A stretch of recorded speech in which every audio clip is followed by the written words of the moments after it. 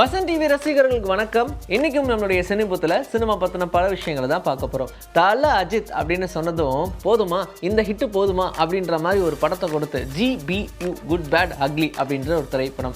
ஏன்னதான் இதுக்கு முன்னாடி விடாமுயற்சி அப்படின்ற படம் ரிலீஸ் ஆயிருந்தாலும், அந்த படம் இவ்வளோ கஷ்டப்பட்டு ரிலீஸ் ஆயிருந்தாலும் படத்துக்கான வரவேற்பு அந்த அளவுக்கு இல்லை அப்படின்னா அதுக்கு காரணம் அஜித் அவர்கள் அந்த படத்தில் மாசா காட்டல. ஹாலிவுட் ஸ்டைலே எடுக்கணும் அப்படின்றதுக்காக ஹாலிவுட்டோடைய ரீமேக்கான அந்த படத்தை அப்படியே ஹாலிவுட் ஸ்டைலே எடுத்ததுனால என்னைய தலை இப்படி பண்ணிவிட்டீங்க அப்படின்ற மாதிரியான ஒரு வேதனை எல்லாருக்கும் இருந்துச்சு.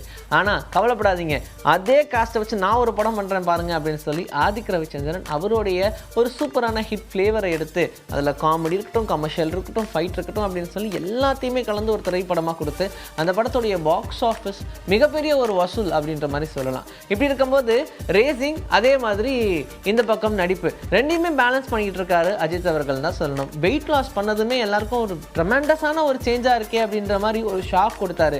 இவன் ஏஎல்லாம் வேணாம் போல, அவர் பார்க்கவே எங்க தான் இருக்காரு அப்படின்ற அளவுக்கு வெயிட் லாஸ் பண்ணிருக்காரு தல அஜித் அவர்கள். இவர் சொல்லும் போதே ரேசிங்காக உடம்பு குறைச்சேன், படத்துக்காக உடம்பு குறைச்சேன் அப்படின்லாம் சொல்றாரு. ஆனா ரெண்டும் சைமல்டேனியஸா வந்ததுனால எப்படியும் நம்ம உடம்பு குறைக்கணும் அப்படின்ற ஒரு கட்டாயத்தினாலேயே உடம்பு குறைச்ச மாதிரி தான் இருந்துச்சு. ஆனா இப்படியே தான் மெயின்டைன் பண்ண போறாரு அவருடைய அடுத்த திரைப்படத்துக்கு அப்படின்ற மாதிரி சொல்றாங்க. சரி, அடுத்த திரைப்படம் எப்போ எடுப்பீங்க, யார் டேரக்டர்னு கேட்டா 2-3 டேரக்டர்னு ஓடிக்கிட்டு இருக்குப்பா வண்டி. மேபி ஆதிக் ரவிச்சந்திரனுடைய அடுத்த திரைப்படம் பண்றதுக்கான சான்சஸும் உண்டு அப்படின்னு சொல்றாங்க.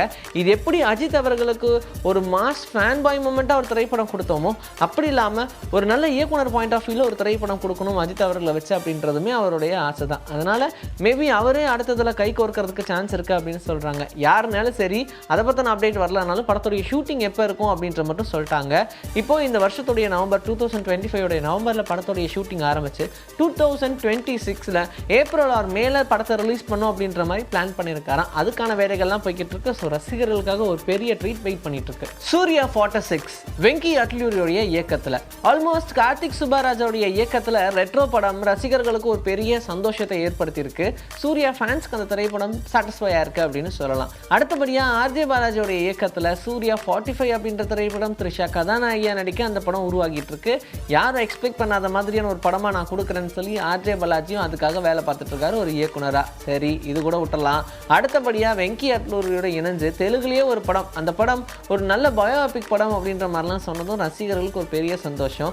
ஆனால் நம்ம யாரும் எதிர்பார்க்காத மாதிரி ரெட்ரோவுடைய ஆடியோ லான்ச்சுக்கு எதுக்கு விஜய் தேவர்கொண்டா வந்தாரு அப்படின்னு கேட்டால், தெலுங்குல ஒரு படம் பண்ணுறாரே, அந்த படத்தில் சூர்யாவோட விஜய் தேவர்கொண்டா ஒரு கெஸ்ட் அப்பியரன்ஸ் பண்ணுறாரு அப்படின்ற மாதிரி சொல்லியிருக்காங்க. ஆனால் அது கெஸ்ட் அப்பியரன்ஸா இல்லை கூடயே ட்ராவல் பண்ணுற மாதிரியான ஒரு கேரக்டரா அப்படின்றது தெரியல. ஆனால் ஆல் ஓவர் பார்த்தீங்கன்னா பயங்கர ட்ரெண்டிங் ஆகிட்டு இருக்கக்கூடிய ஒரு விஷயம் இதுதான். ஸோ விஜய் தேவர்கொண்டா அந்த திரைப்படத்தில் ஒரு கெஸ்ட் ரோல் மட்டும் கிடையாது, ஒரு முக்கியமான கதாபாத்திரத்திலே நடிக்க போறாரு அப்படின்ற மாதிரிலாம் சொல்றாங்க. எது உண்மைன்றது தெரியல. மேபி அதுக்காகவே அவருக்கு ஏதோ ஒரு போஸ்டர் ரிலீஸ் பண்ணாங்கன்னா அவருடைய கேரக்டர் ஓரளவுக்கு நம்மளால ஐடென்டிஃபை பண்ண முடியும் அப்படின்ற மாதிரி ரசிகர்கள்லாம் காத்திருக்காங்க. கூலி படம் LCUக்குள்ள வருமா அப்படின்னு கேட்டா வரதுக்கான சான்ஸ் இருக்கு கொஞ்சம் அப்படின்ற மாதிரி சொல்றாங்க. ஏன்னா ரஜினிகாந்த் அவர்கள், கமல் அவர்கள் இவங்களெல்லாம் வச்சு படம் ரொம்ப நாள் ஆச்சு யாருமே பண்ணி, இவங்க 2 பேரும் சேர்ந்தே நடிக்கலையேப்பா அப்படின்ற மாதிரியான ஒரு வேதனைலாம் இருந்துச்சு. மேபி இந்த LCU மூலியமா ஒரு கால் பேச வச்சா கூட, இப்படி லியோ படத்தில் விஜய் அவர்களுக்கு கமல் அவர்கள் கால் பண்ணி பேசுகிற மாதிரியான ஒரு சீன் வச்சா கூட அந்த படம் டாம்பு டக்கரு அப்படின்னா, இந்த படத்தில் மேபி ஏதாவது அப்படி ஒரு சீன் சீக்வன்ஸ் இருக்குமோ அப்படின்ற மாதிரிலாம் எக்ஸ்பெக்ட் பண்ணுறாங்க. கூடவே பென்ஸ் அப்படின்ற படம் எடுத்ததுக்கு என்ன காரணமாக இருக்கும், ரஜினிகாந்த் அவர்களோட இணைஞ்சு நடிக்கணும் ஒரு படம் அப்படின்னு சொல்லி ரொம்ப ஆசையோடு இருக்கக்கூடிய ராகவா லாரன்ஸ் அவரையும் மேபி இந்த கூலி படத்தையும் இன்டர்லிங்க் பண்ணுற மாதிரியான ஒரு கதைக்களமாக நான் இங்கே எடுத்துகிட்டே இருக்கேன், நீங்கள் போய் அங்கே எடுத்துகிட்டே இருங்க அப்படின்னு சொல்கிற மாதிரி தான்.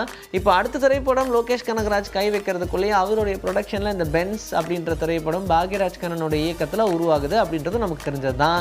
இதையும் LCUக்குள்ளே கொண்டு வந்தாங்கன்னா மேபி அவருடைய கடைசி திரைப்படம், அதாவது இந்த LCUடைய லாஸ்ட் திரைப்படம்னு சொல்லுவாங்க இல்லையா, அதுக்கப்புறம் அவர் கமர்ஷியலாக தான் எடுப்பார்னு வச்சுக்கோங்க. இந்த LCUக்கு ஒரு முடிவு கட்டுற மாதிரியான படத்தில் யாரெல்லாம் நடிச்சிருக்காங்களோ எல்லாரும் தூக்கிட்டு வந்து ஒரு கதையை உருவாக்கினா அந்த கதை உலகளவில் ஒரு மிகப்பெரிய பாக்ஸ் ஆஃபீஸ் கொடுக்கக்கூடிய திரைப்படமாக இருக்கும் அப்படின்றத முன்னாடியே ப்ரீ பிளான்டாக அதுக்காக ஒர்க் பண்ணிட்டு இருக்காங்களா அப்படின்றதும் தெரியல. அதை பற்றி முன்னாடியே சொல்லிட்டா கியூரியாசிட்டி இருக்காது அப்படின்றதுனால சொல்லாமல் இருக்காங்க.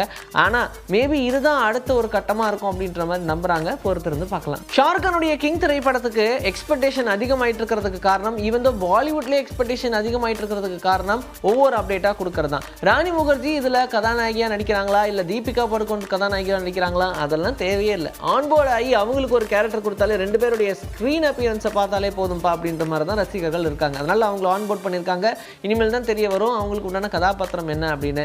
இது இல்லாமல் கூட நடிக்கிறதுக்கு இன்னும் 2 பேர் ஆட் ஆயிருக்காங்கப்பா அப்படின்ற மாதிரி சொன்னதும் பாலிவுட்டோடைய முக்கியமான செலிபிரிட்டிஸ் சொன்னதும் ரசிகர்கள் மத்தியில் சந்தோஷத்தை தாங்க முடியல. 1995ல் ரிலீஸ் ஆன திரிமூர்த்தி அப்படின்ற திரைப்படத்துக்கு அப்புறமா இந்த படத்தில் தான் இணையறாங்க அப்படின்றது தான் ஒரு ஸ்பெஷலான அப்டேட். எஸ், நம்ம எல்லாருக்கும் தெரிஞ்ச ஜாக்கி ஷெராஃப் அண்ட் அனில் கபூர் 2 பேரும் சேர்ந்து இந்த திரைப்படத்தில் ஒரு சூப்பரான கேரக்டர் பண்ணுறதுக்கு ரெடியாக இருக்காங்க. சித்தார்த் ஆனந்தோடைய இயக்கத்தில் இந்த கிங் திரைப்படம் இப்படிப்பட்ட ஒரு காஸ்டெல்லாம் ஆன்போர்ட் பண்ணுவாங்க அப்படின்னு எக்ஸ்பெக்டே பண்ணல.